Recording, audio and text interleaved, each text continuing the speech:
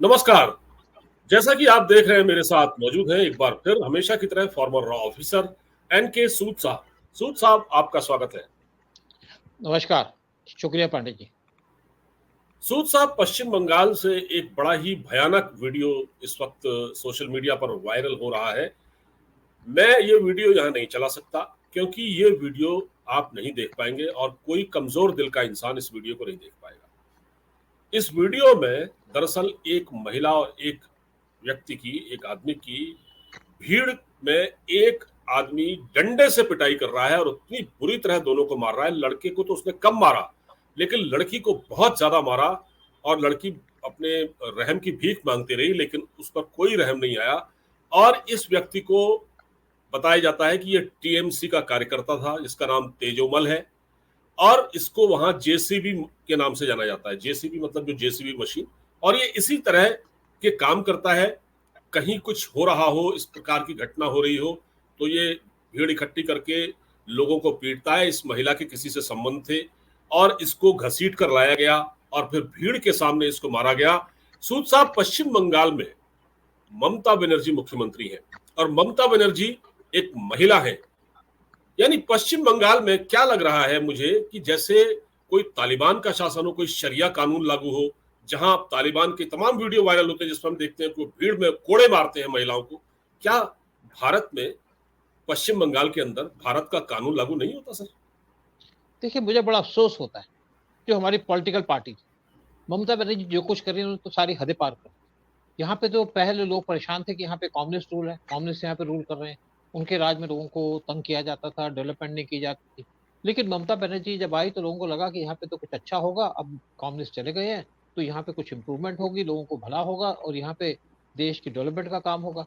लेकिन ममता बनर्जी तो और बेअजीब निकली और बुरी निकली। जितना बुरा हाल उन्होंने वहाँ के लोगों का किया हुआ है और वहाँ पे पूरा कंट्रोल कर लिया उन्होंने एडमिनिस्ट्रेशन के ऊपर, पुलिस के ऊपर, जो वहाँ पे जितना भी काम होता है। और वहाँ पे लोगों को तरसाया जाता है, तंग किया जाता है, मेनली टारगेट किया जाता है हिंदूज को। और इनके गुंडे हैं मोस्टली बांग्लादेशी, कुछ रोहिंग्या, जिनसे वो लोगों के ऊपर कोड़े बरसाते हैं। और यहाँ पे शरिया लॉ जैसा एक सिचुएशन बना दिया बांग्लादेश के अंदर, डर का माहौल है और यहाँ पे कोई बोल नहीं सकता। और प्रॉब्लम यह है कि सेंट्रल गवर्नमेंट कुछ कर भी नहीं पा रही और कर भी नहीं सकती, क्योंकि बाकी अगर अपोजिशन पार्टी साथ पे खड़ी हो जाए इस इशू के ऊपर, ह्यूमैनिटी के इशू पे, तो कोई बात बनती है। लेकिन कोई खड़ा नहीं होता, ना कम्युनिस्ट खड़े होते हैं ना कांग्रेस खड़ी होती है। केजरीवाल से तो आप पूछे ही मत, यहाँ पे भी शरिया लॉ लग जाएगा, केजरीवाल को पुलिस मिल जाए। तो यहाँ पे इतना बुरा हाल हो चुका है, लेकिन कैसे क्या करें। और ये उम्मीद थी कि पीएम मोदी अगर जीत गए और यहाँ पे अगर ज्यादा सीटें मिलती बीजेपी को इस इलेक्शन के अंदर, उम्मीद थी कि यहाँ पे 25 सीटें मिलनी थी बीजेपी को, जो पार्लियामेंट के इलेक्शन हुए थे। लेकिन बीजेपी कम सीटों में सिमट गई और इससे जो फायदा मिला वो ममता को मिला। ममता और ज्यादा बोल्ड हो गई और अपोजिशन तो वैसे भी एंटी इंडिया है, अपोजिशन को कोई मतलब ही नहीं है यहाँ लोगों से क्या हो। अपोजिशन को तो तब यहाँ पे प्रॉब्लम होती है जब यहाँ पे कोई मुस्लिम के ऊपर कुछ किया जाता है, किसी का बुलडोजर चल जाए। और यहाँ पे जो हाल चल रहा है बांग्लादेश के कलकत्ता के अंदर या वेस्ट बंगाल के अंदर, मैं सोचता हूँ कि एक लोगों की सांस रुक जाती है।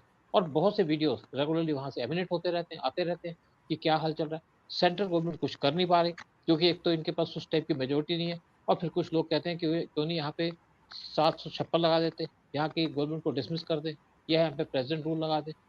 लेकिन पीएम मोदी मुझे लगता है कि कुछ कमजोर हो गए। अगर इनको 400 से ज्यादा सीटें मिल जाती एनडीए को, तो यहाँ पे कुछ कर सकते थे। लेकिन अभी मुझे लगता है कि ऐसी सिचुएशन है कि पीएम मोदी कुछ कर पाए या एनडीए गवर्नमेंट कुछ कर पाए।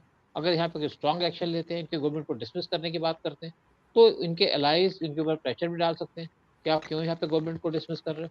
तो इसलिए पीएम मोदी कुछ हेल्पलेस है। और मुझे लगता है कि गवर्नमेंट को के पास बहुत से इश्यूज है, बहुत से एजेंसीज हैं जिनके थ्रू पूरा एक डाटा कलेक्ट कर सकते हैं, व्हाइट पेपर निकाल सकते हैं वेस्ट बंगाल के ऊपर कि क्या क्या घटनाएं हुई, किस किस तरीके से यहाँ पे लोगों को परेशान किया जाता है, कैसे महिलाओं को पीटा जाता है, कैसे हिंदुओं को तंग किया जाता है, कैसे कन्वर्शन की जाती है, कैसे स्मगलिंग की जाती है काउस की, क्योंकि 20 लाख काउ यहाँ से स्मगल की जाती है बांग्लादेश के अंदर। और यहाँ पे इसीलिए पीएम मोदी ने एक बांग्लादेश के प्राइम मिनिस्टर को बुला करके एग्रीमेंट साइन करने की बात की है तीस्ता का, और साथ में जो गंगा का एग्रीमेंट है। और उसके अंदर उन्होंने ममता बनर्जी को इनवाइट तक नहीं किया। और मुझे लगता है कि पीएम मोदी सोच तो कुछ रहे होंगे कि कैसे ममता बनर्जी को कंट्रोल किया जाए।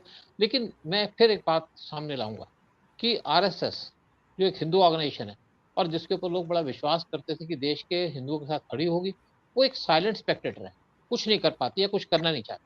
वो राम मंदिर के जो जिन्होंने बनाया उनको क्रिटिसाइज करने लग जाते हैं। तो बड़ा एक अजीब सा सिचुएशन लगा दिया इन्होंने।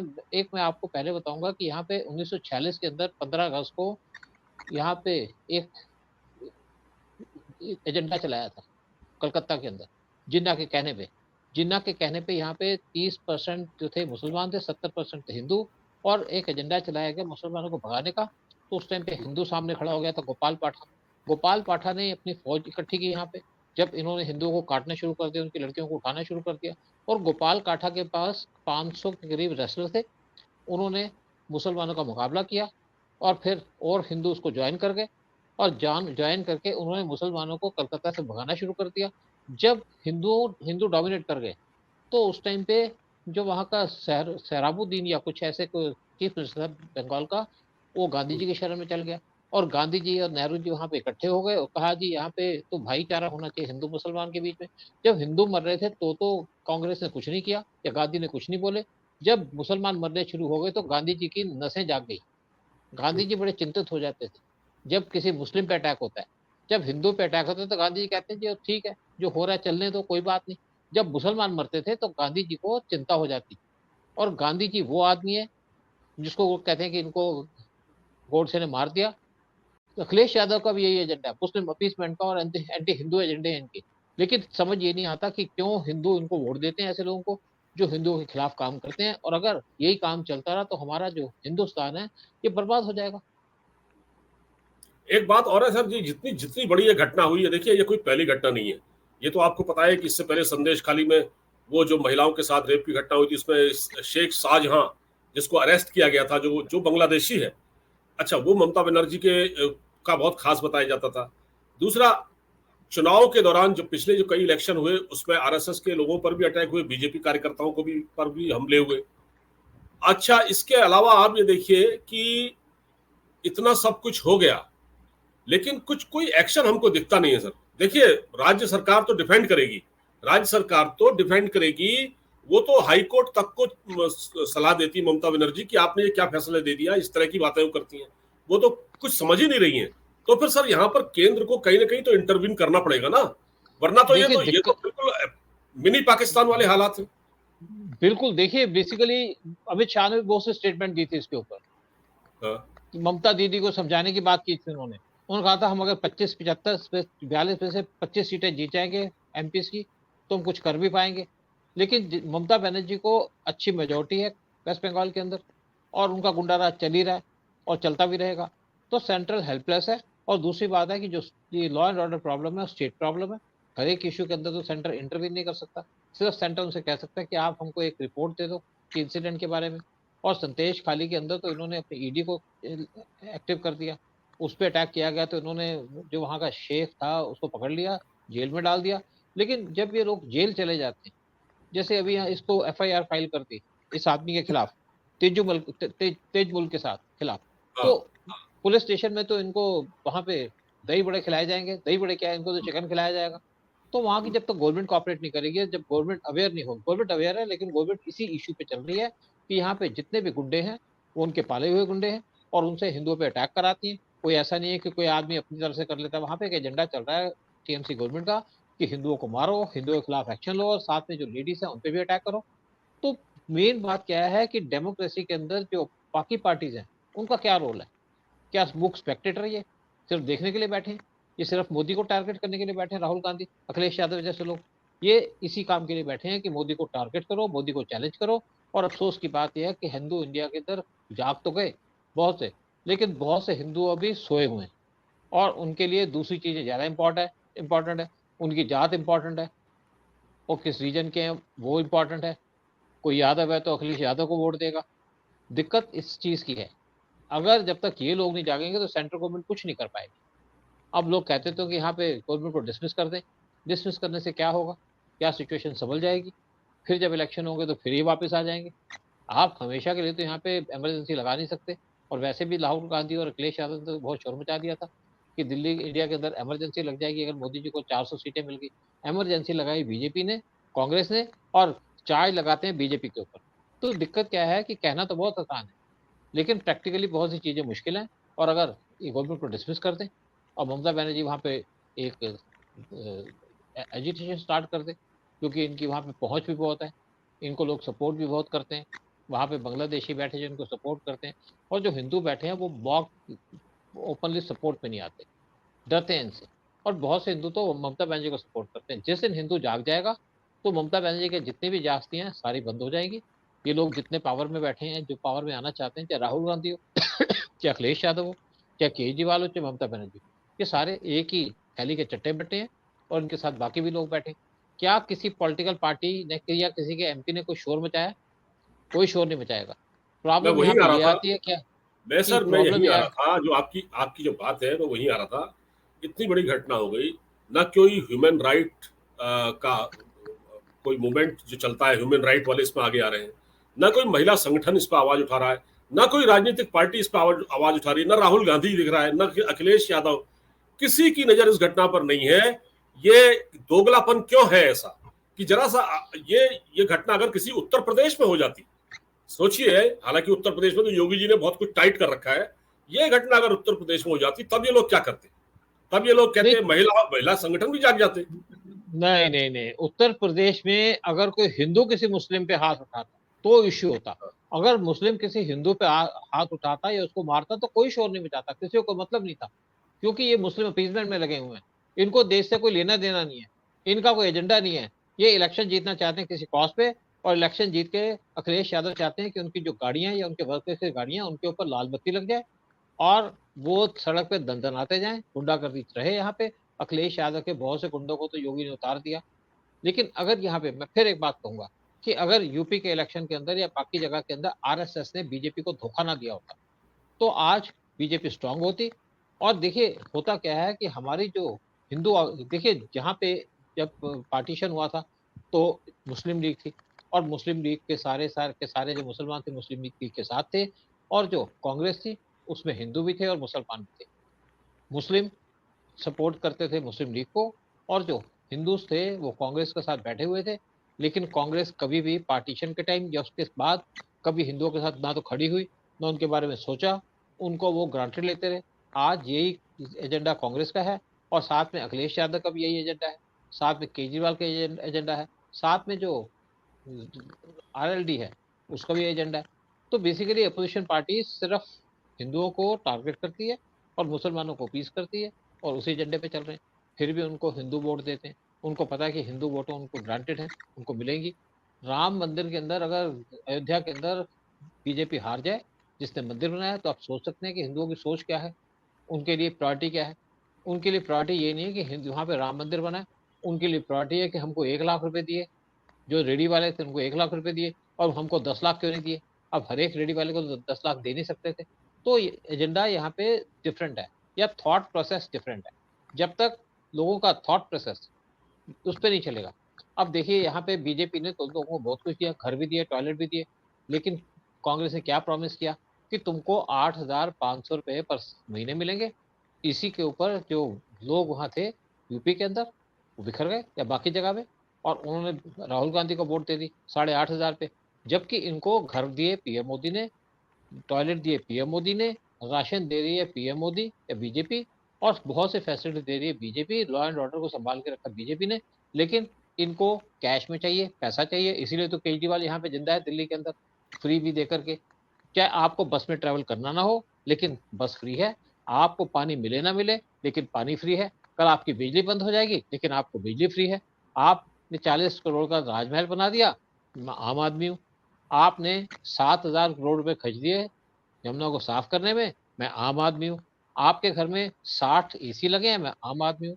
आपके घर में डबल सिक्योरिटी मिली है आपको, आपके बच्चों को, आपकी वाइफ को और आपके परिवार वालों को, आम आदमी हूँ। तो ये जब तक लोग इन चीजों पे ध्यान नहीं देंगे, तब तक यही चलता रहेगा इस देश के अंदर। और वेस्ट बंगाल के अंदर जब तक ममता बनर्जी को हिंदू चैलेंज नहीं करेंगे, मुस्लिम तो उनको चैलेंज करेगा नहीं, जब तक हिंदू चैलेंज नहीं करेंगे तब तक ममता बनर्जी रूल करेगी, ममता बनर्जी पावर में रहेगी। हम जितना मर्जी चिल्लाते रहे, गवर्नमेंट जितनी मर्जी परेशान हो, इन परेशानियों से, इन चलाने से कुछ नहीं होगा, कोई हल नहीं निकलेगा। अगर बीजेपी वहां जीत जाती 25 सीटें 42 में से, तो नेचुरली यहाँ पे बीजेपी एक्टिव हो सकती थी वेस्ट बंगाल के अंदर।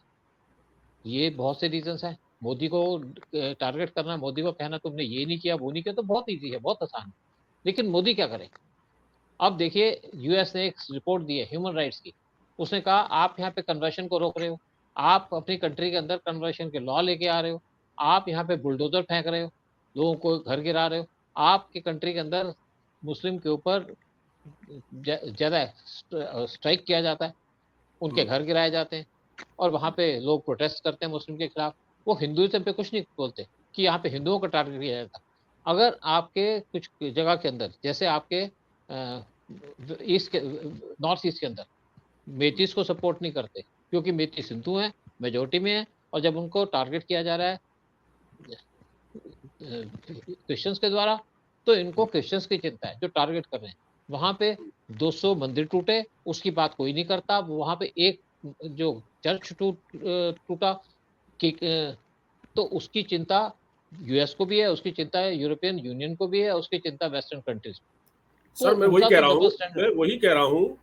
मणिपुर की घटना हुई, चलिए वो दुर्भाग्यपूर्ण है, जो भी है वो लॉ एंड ऑर्डर से जुड़ी सिचुएशन है। वहां भी ऐसी एक घटना हुई थी, पश्चिम बंगाल में हो रही है, यहाँ पर सब चुप है।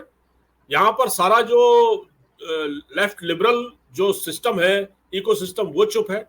अच्छा, एक चीज और देखिए आप, केजरीवाल एक अपनी महिला सांसद की पिटाई कर देते हैं, तो उस महिला के साथ कोई खड़ा नहीं होता। अभी तक कोई खड़ा नहीं, वो अकेले अपनी लड़ाई लड़ रही है। इसलिए मुझे लगता है क्योंकि केजरीवाल बीजेपी से लड़ रहे हैं। इसी तरह से ममता बनर्जी क्योंकि बीजेपी से लड़ रही है, इसलिए एक महिला की पिटाई भी वहां पर जायज है। क्या आपको ऐसा नहीं लगता? बिल्कुल। देखिए, बात यही है ना कि अपोजिशन रिस्पॉन्सिबल नहीं। अगर अपोजिशन रिस्पॉन्सिबल होती तो इंसिडेंट्स ही ना होती। अगर सारी अपोजिशन कहती कि तुम्हारे यहाँ गलत हो रहा है, देखिए आज से पहले या कुछ साल पहले से ये सिचुएशन नहीं थी। लोग उठते थे, अपोजिशन वाले भी क्वेश्चन उठाते थे, कोई बात होती थी, अपनी पार्टी के लोग भी क्वेश्चन उठाते थे। आजकल अपोजिशन एक एजेंडे पे चल रही है, टारगेट मोदी, टारगेट शाह, और उनको देश से लेना देना कुछ नहीं है। उनको तो वोट चाहिए, जो उनको वोट दे देगा उसके साथ खड़े हो जाएंगे। उनको पता मुस्लिम उनको वोट देंगे, मुस्लिम के साथ खड़े हैं। मुस्लिम गुंडा मार रहा है, चाहे मुस्लिम को मारे चाहे हिंदू को मारे, तो वो तो मारने वाले के साथ है, पावरफुल के साथ। तो यही ममता बनर्जी का है। लेकिन जो लोग ये सोचते हैं कि पीएम मोदी इस टाइम पे गवर्नमेंट को गिरा देंगे, ये पॉसिबल नहीं है। और मैं सोचता हूँ कि अगर इनकी स्ट्रेंथ ज्यादा होती तो कुछ कर भी सकते थे। आज पीएम मोदी की अकेली गवर्नमेंट नहीं है, एक अलायंस है, और अलायंस के पार्टनर इनसे नाराज भी हो सकते हैं। लेकिन दूसरी बात है कि हमको क्या कर सकते हैं? अगर हम कुछ नहीं कर सकते तो मोदी क्या कर सकता है? मोदी भी तो एक आदमी है। मोदी को तो सारी टारगेट कर रहे हैं, अपोजिशन टारगेट कर रही है, यूएस टारगेट कर रहा है। लेकिन इसका कोई ना कोई समाधान तो निकालना पड़ेगा, चाहे कुछ भी करना देखिए, पड़े, क्योंकि ये जी जिस तरह की बिल्कुल। घटना हुई है, ये घटना मतलब ऐसा लगता है कि मैं तो ये देख रहा था कि मुझे वो तस्वीर सामने आ जाती है जब वो वीडियो वायरल होते हैं ना, अफगानिस्तान में जब वो कोड़े मारते हैं महिलाओं को, ठीक वैसा ही है कुछ, और बहुत जी हॉरेबल है, आप उसको देख नहीं सकते। तो इस जी चीज को ठीक करना पड़ेगा, वरना ये बदनामी तो भारत की हो रही है। जब वीडियो वायरल होगा तो बाहर जाएगा और लोग देखेंगे इसको, फिर वही, कोई ये नहीं कहेगा कि किसने मारा, लेकिन यहाँ गार्जियन भी छापेगा, अमेरिका भी कहेगा, वॉशिंगटन पोस्ट भी कहेगा, न्यूयॉर्क टाइम्स भी कहेगा कि भारत में मानवाधिकारों का, ह्यूमन राइट का वायलेशन हो रहा है। तो सर ये जरूर है। फिलहाल इस बातचीत में इतना ही। इस वीडियो को आप ज्यादा से ज्यादा शेयर करें, चैनल को लाइक, सब्सक्राइब और शेयर जरूर करें। सर आपने समय दिया इसके लिए नमस्कार। जय जय हिंद। नमस्कार जी। जय हिंद, जय भारत।